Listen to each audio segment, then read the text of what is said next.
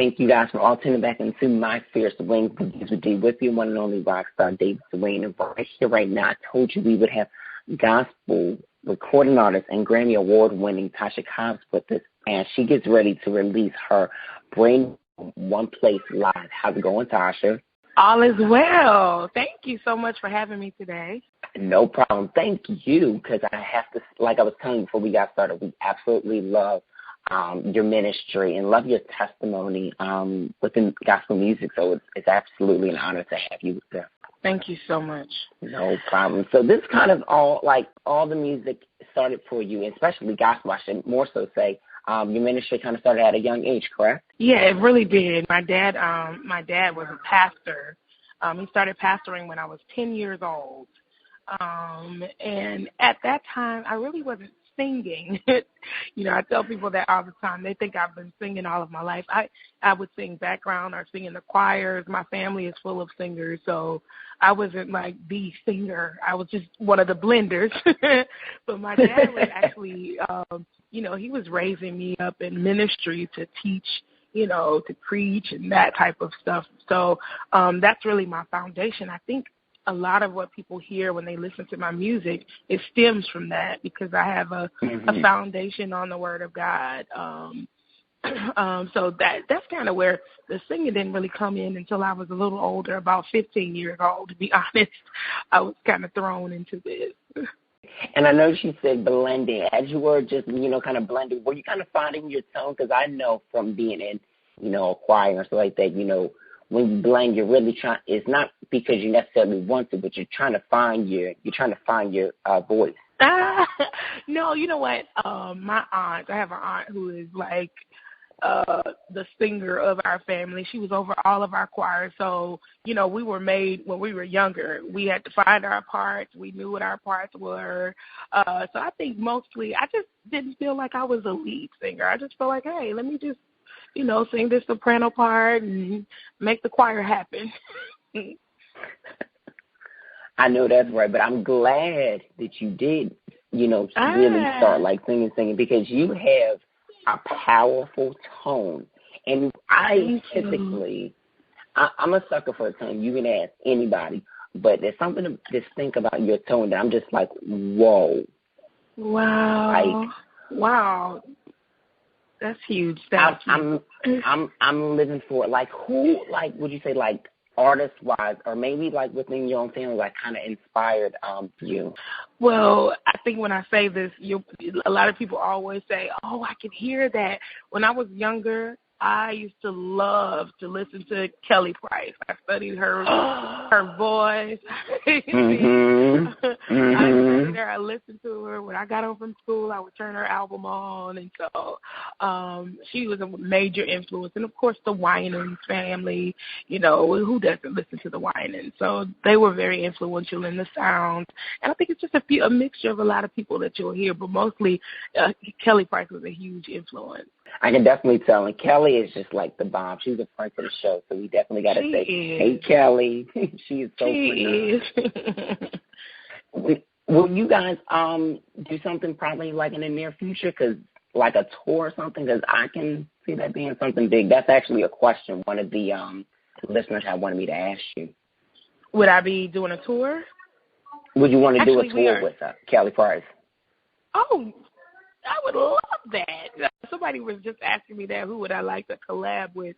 And Kelly Price was one of my choices. I would love to do a collaboration with her. But I don't know. We would have to talk about a tour. Speaking into existence, I'm crossing my fingers now. I take it you're a Kelly Price fan. Listen, I'm a fan of you both. But if y'all did something, oh, my goodness, it would just be magic. It would just be absolute magic. But let's talk about also how you're a pastor as well. And I notice now in the word of gospel that, artists are now pastors as well as being recording artists. How do you juggle the two? Well, here's the thing. I'm a worship pastor. So I don't have my own church. My pastor, William Murphy, a few years ago, I was ordained as an elder. A lot of people don't know this, so I'm actually an elder at my church. And a few years ago, when he ordained me, I pastored the worship part of our ministry as well as the special events part of our ministry. I have several passions that basically most of them all stem from the creative part of me. So at our church, more so people would think that I work heavily with our worship ministry at our church. I really oversee the events portion of our church. You know, when things happen at our church, it always comes from my team, and that's the area that I work. So I pastor those areas and cover those areas just to take the weight off of our lead pastor. So that, when you hear them say, Pastor Tasha, that's what I'm doing. That's my lane, worship and arts. Yeah. That is phenomenal. And kind of, you know, tell everybody a little bit about, you know, your testimony and just wanting to be so drawn into Christianity and the gospel world for those who aren't too familiar. Okay. I think it's really simple. I just released a new single. It's called Jesus Saves. And I think that's just a testimony of my life. My dad passed away last year, but one of the things that he left with me, every time I would be in his presence or talk to him on the phone or whatever it was, he would never leave my presence without saying, stay at the feet of Jesus, stay at the feet of Jesus. And a lot of people ask me, you know, how do you stay grounded? And, you know, how do you not, you know, give up or throw in the towel? Because I always keep that in the back of my mind, that if I stay in worship and stay at a place at the feet of Jesus, bowing myself before him and humbling myself before him, that he will always exalt me and keep my feet planted before him. So I think that's a part of that's my testimony, that, you know, when I'm weak, God is strong, but that strength comes at his feet. And so I do that daily. I make sure I stay at the feet of Jesus and keep myself humble before him. Absolutely. And I tell people you have to, because he will make it all possible for you. And a lot of people don't get it. And when you start to say it and they feel like, oh, you're preaching too much. But I'm like, yo, like, I'm so. Oh, it works. Like, yeah. It works to your best. And it can never work to your disadvantage. But, you know, I feel like people have to experience so that they will know. Yeah, that's true. Yeah, everybody has to have their own experience. And with this record, Jesus Saves, I absolutely love it. And I'm glad you mentioned it. So I love that you were very vulnerable and you kept it very, very true with writing this record. What else? What else inspired it? Because I can tell that there was a lot of fear. The title of the album is called One Place Live. And actually the title track off of this album was a song that my mother wrote about 17 years ago. And so all of these years I've been searching to try to, you know, find the rest of that song, because it was only a chorus when she gave it to us. But I was like, I need a verse. And so last year I was writing and I got the rest of that song. And that's actually the title cut on the album. It's called One Place, and my mother's singing on it with me. But the title of the album is One Place Live. And there are several songs on there. Talking about my dad, last year was just like a roller coaster for me. I won 3 Stellars, and the next day my father went to be with the Lord unexpectedly. And then 7 days later, I won a Grammy, you know, so it's like I'm on this roller coaster. And I told people I had to grow up in a week. Literally in 7 days, I had to grow up. And I had to choose whether I would run away from Jesus or run into one place with Jesus. And that's what I did. In order to keep my peace, in order to not lose my mind in grief, I ran to a place of worship, and I discovered that one place that my mother wrote a song about 17 years ago. And so with this album, you'll hear a different level of maturity. You know, I've experienced some things that have taken my relationships with Jesus to another level. And I believe that's what people will hear when they listen to this. And I believe a lot of people will experience that same peace that these songs brought to me, that same joy that these songs brought to me. So that's what you'll hear on this album.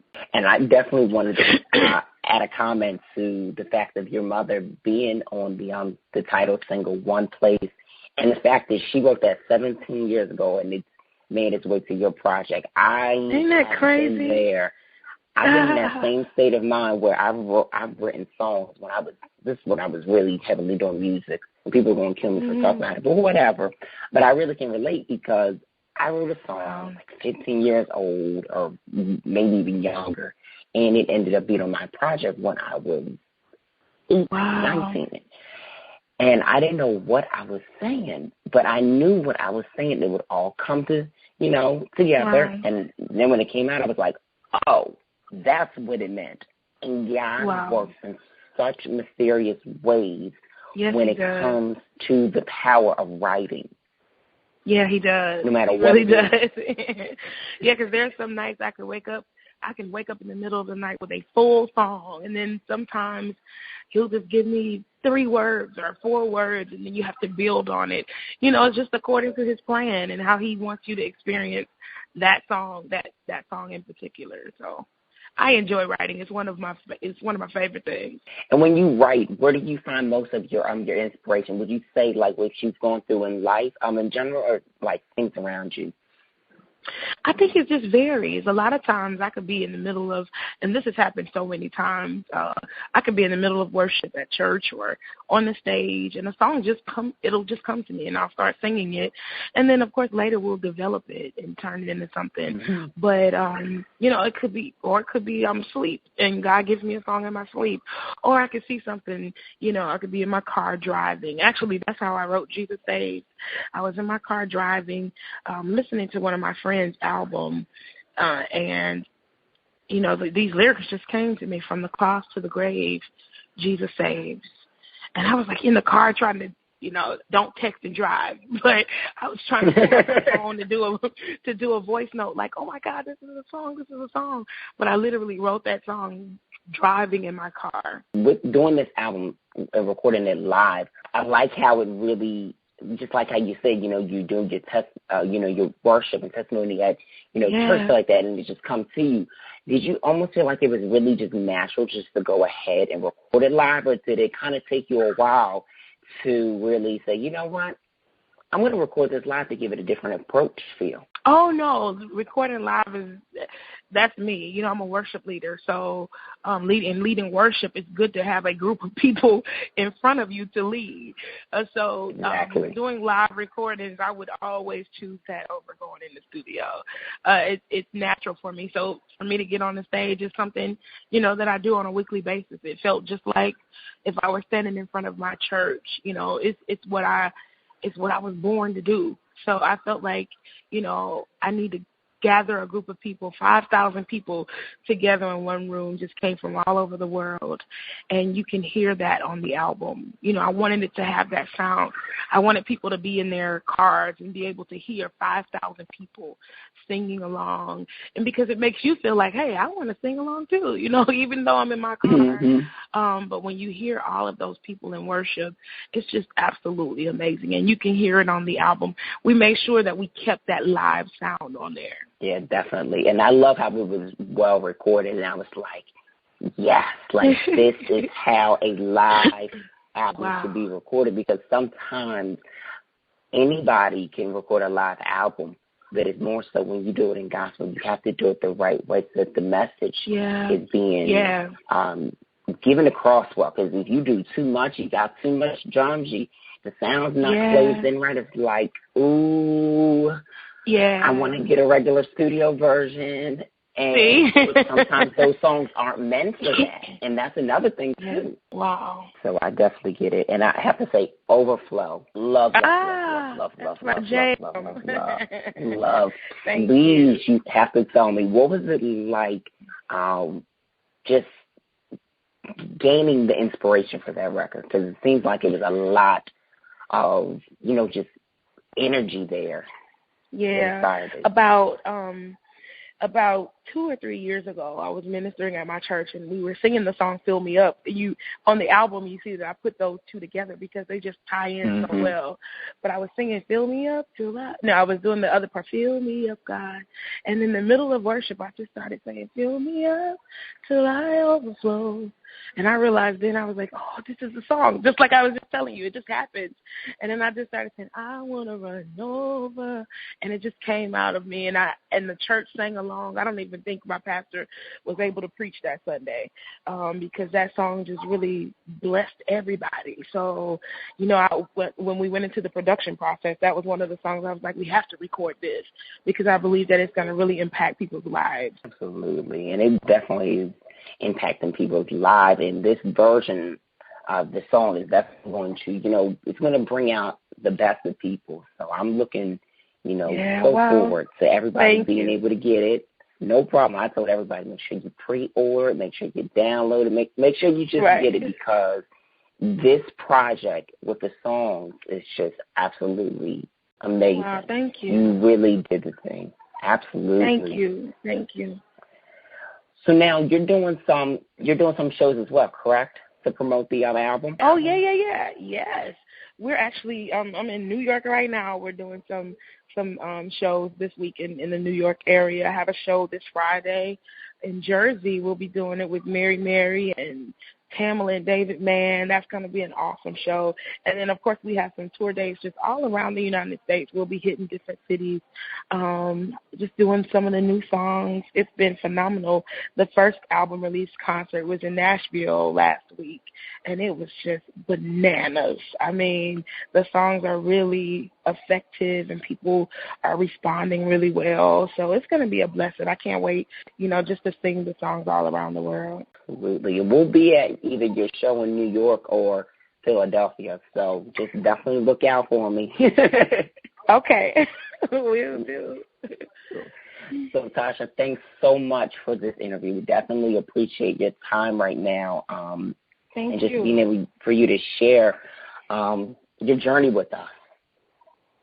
Thank you. Thank you so much. Absolutely. So tell everybody. And I'm going to see you at one of them shows. For sure. You definitely will. I have glasses and some crazy looking hair, but.